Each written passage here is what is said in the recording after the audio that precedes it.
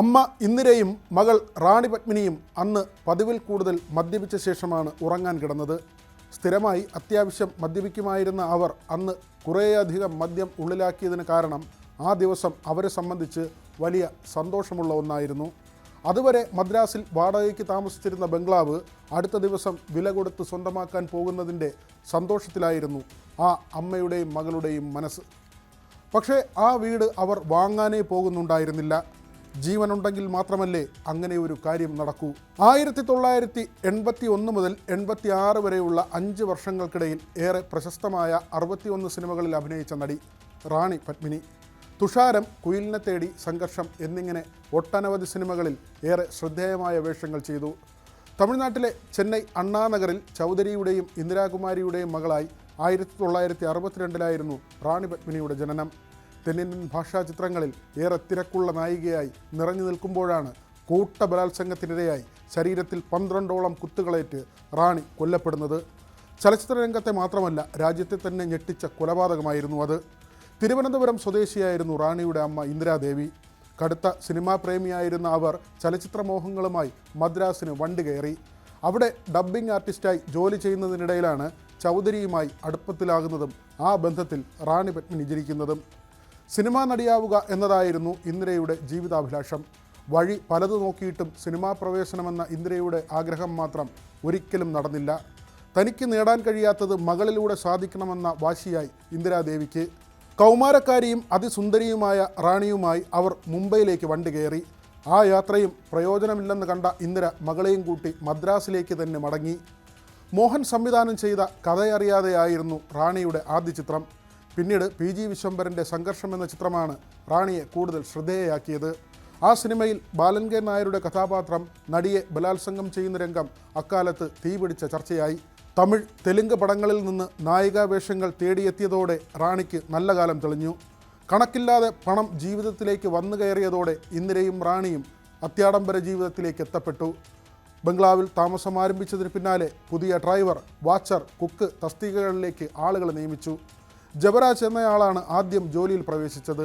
അയാൾ റാണിയുടെ ഡ്രൈവറായിരുന്നു. തൊട്ടു പിന്നാലെ വാച്ചറായി ലക്ഷ്മി നരസിംഹൻ വന്നു. ഇയാൾ നിരവധി കാർ മോഷണ കേസുകളിൽ മുൻപ് പിടിക്കപ്പെട്ടിട്ടുള്ള വ്യക്തിയായിരുന്നു. ഗണേശൻ എന്ന പാചകക്കാരനായിരുന്നു മൂന്നാമൻ. അപരിചിതരായ 3 പുരുഷന്മാരെ അവരുടെ ഭൂതകാലം പോലും പരിശോധിക്കാതെ 2 സ്ത്രീകൾ തനിച്ച് താമസിക്കുന്ന വീട്ടിൽ ഒപ്പം കൂട്ടിയാലുള്ള അപകടത്തെക്കുറിച്ച് പണമുണ്ടാക്കാനും ആർഭാട ജീവിതം നയിക്കാനുമുള്ള തത്രപ്പാടിനിടയിൽ ഇന്ദിരാദേവി ചിന്തിച്ചതേയില്ല.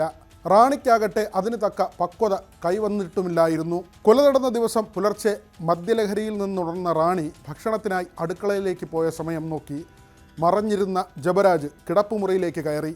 ഇന്ദിരയുടെ വായ പൊത്തി നെഞ്ചിൽ കഠാര ആഴത്തിൽ കുത്തിയിറക്കി. തുടരെ 12 കുത്തുകൾ. അവസാന കുത്തുകൾ ഏൽക്കുന്നതിന് മുൻപ് തന്നെ ഇന്ദിര മരിച്ചിരുന്നു. ഇതിനിടെ ഞരക്കം കേട്ട് ഓടിയെത്തിയ റാണി ആ ദൃശ്യം കണ്ട് നടുങ്ങിത്തെറിച്ചു. ചലനമറ്റ ഇന്ദിരയ്ക്ക് ചുറ്റും രക്തം തളം കെട്ടിക്കിടപ്പുണ്ടായിരുന്നു.